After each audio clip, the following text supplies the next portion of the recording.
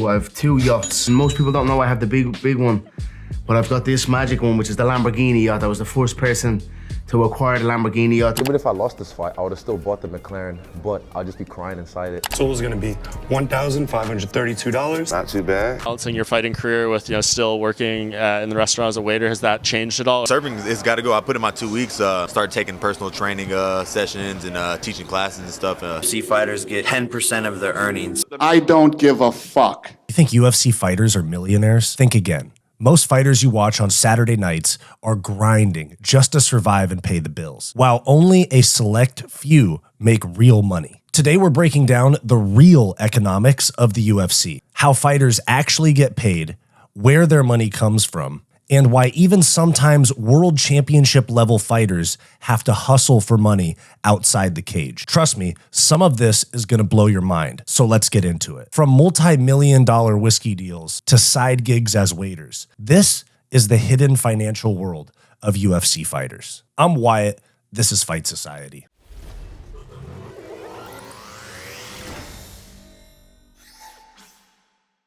Let's start with the basics. Fight pay. When fighters sign to the UFC, they're usually given a base contract that almost everybody, with the exception of a few fighters, get. Something like $12,000 to win and $12,000 to show. If you win your fight, that's $24,000. Main eventers, champs, yeah, they're getting 6 figures or even millions, but the majority of fighters are scraping for peanuts compared to what they put on the line for our entertainment. Here's a quick breakdown of fight pay for UFC fighters. Your early UFC fighter is on a $12,000 to show and make weight and a $12,000 to win contract. If you win the fight, that's $24,000. Mid-tier stars, like long-established vets and pay-per-view main card fighters, might be making anywhere from $100,000 to $200,000 to show and win, where they could gross somewhere in the $250,000 to $500,000 a fight mark. And then you have champs like John Jones, Islam Makhachev, Ilia Topuria that are raking in well over $1 million per fight. And then obviously you have the golden goose, Conor McGregor, who has made as much as $50 million for one UFC fight. We can't forget that fighters have managers, coaches, gyms, nutritionists, travel, and taxes, so that check shrinks fast. For example, a UFC prelim fighter in their first UFC contract, let's say they show and make weight and they win their fight, that's $24,000. Through my knowledge of the industry and also some rough estimates, the gym is taking 5 to 10%. The manager is taking 5 to 10%. And you have to pay your nutritionist and travel if you're traveling during training camp. And that's all before taxes. So that $24,000 can shrink down to about $8,000 net when all things are considered, like taxes, expenses, and cuts for your manager and nutritionist. Aside from their fight pay, there are other ways that UFC fighters can make money. One of these is through the UFC official apparel sponsor that makes the fight kits, Venum. This is tiered based on how many UFC fights you have. The longer you've been in the UFC, the more UFC fights you have, the more you're getting paid for that Venum apparel bonus. The Venum bonuses, originally Reebok, took the place of fighters going and seeking out their own sponsors, either themselves or through their manager, to go on their shorts and walkout shirts. I'm sure all of us remember CondomDepot.com being one of the biggest UFC sponsors back in the day. Now, the tiered bonuses are somewhere around $4,000 per fight for newbies, where veterans may be getting $20,000 to $40,000 depending on how many UFC fights they have. It's better than nothing, but it's nowhere near what guys used to make when they had Condom Depot and all these other brands on their shorts. Now, the only exception to this is Monster Energy. You will see Monster-sponsored fighters wearing shorts that have the Monster Energy M logo on their shorts.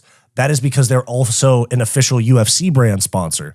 So the UFC makes an exception. However, the UFC fighters are not getting any cut of the Crypto.com ads that are on their shorts. Now, with that said, personal sponsorships and endorsements for fighters are not dead. They've just gone essentially underground, where they're not on the UFC platforms, but the fighters can promote them on their YouTube pages, Instagram, and all their social medias. This usually comes in the form of betting platforms, CBD companies, and crypto. But those are, again, only outside of the Octagon. So they can post on Instagram, they can plug it on their YouTube channel or their podcast. People like Sean O'Malley are pulling in big numbers from Happy Dad.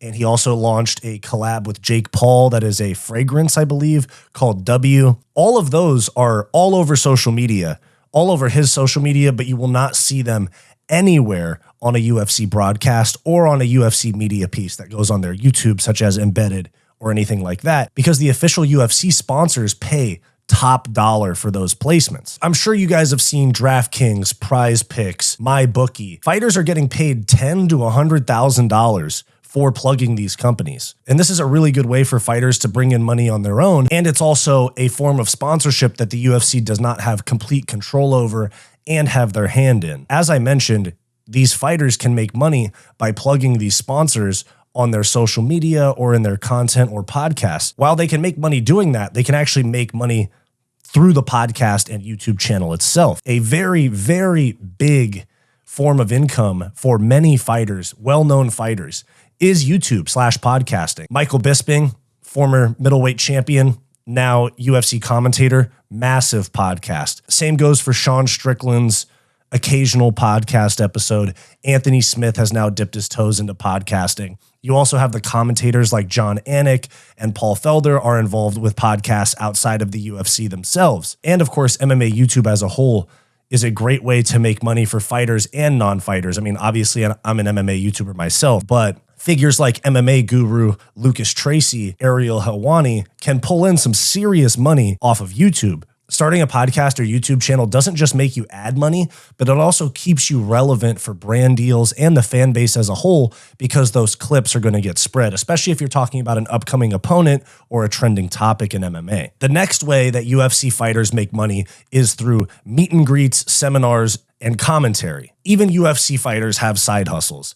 Appearances, autograph signings, BJJ or striking seminars, they can get $5,000 to $20,000 for a weekend or even for just a few hours. And the bigger name fighters that have a more polished image, such as a Michael Bisping, Paul Felder, Daniel Cormier, Dominic Cruz, they end up on UFC commentary desks, which is rumored to be as much as $40,000 or $50,000 per event. So if you're charismatic and or a respected fighter that was loved by the fans, you can essentially double or triple your income from just traveling to talk about the fights. Another massive stream of income for UFC fighters is merch. Sugar Sean O'Malley has made some insane amounts of money through his own merch website, and many other fighters, Alex Pereira, the Fighting Nerds, and a ton of other fighters have collabed with brands like Full Violence to create very artistic and honestly really high quality stuff for the fans to buy that has more soul to it than the typical UFC merch. So instead of the UFC just waiting to pay you for your little bits of merch that they sell off of the UFC website, they're creating their own lines and keeping the profits. Now, some fighters even work real side jobs, not just MMA related side gigs, but real side jobs, such as UFC ranked welterweight Jeff Neal, who was seen working at, I believe it was a Texas Roadhouse, but yeah, he was waiting tables at a restaurant. Balancing your fighting career with, still working in the restaurant as a waiter, has that changed at all? Serving, it's got to go. I put in my 2 weeks, start taking personal training sessions and teaching classes and stuff. Imagine putting your long-term health on the line, fighting the baddest dudes on earth on ESPN, potentially getting knocked out and embarrassed in front of millions, and you still have to wait tables to pay the bills. And of course, if you hit real superstar status, Conor McGregor, John Jones type of status, you could flip that into some real money, such as Conor McGregor selling his Proper 12 whiskey for $600 million, investing in title recovery products, and being a partial owner of the budding, very exciting promotion, Bare Knuckle Fighting Championship, also known as BKFC. Conor isn't just a fighter, he turned himself into a brand. And that's the playbook for all future UFC stars. The truth is, if you want to make real money as a fighter, you have to be more than just amazing inside the cage. You have to be incredible in and out of the cage. You have to create a brand that fans are willing to spend money on, and you have to create products that fans are willing to invest in and spend their hard-earned money on as well. You need to be a professional athlete, an entrepreneur, a content creator, and a brand all in one. It's truly one of the hardest ways to make a living. Only a handful of UFC fighters are rich. The rest are grinding to get by every single day. Smash that like button if you learned something about UFC pay that you did not know before. Hit subscribe if you want more deep dives into MMA, and comment below. Who is the best fighter when it comes to making money? Did you like this video? Then like and subscribe down below. I also do multiple live streams per week, along with behind the scenes content and members only live streams for our channel members. So become a channel member for access to bonus content. It's only $5 per month, and it greatly helps the channel's growth. I also do a podcast with my best friend Bo, and I have a non-MMA channel as well called Wyatt's World. You can check both of those out linked below.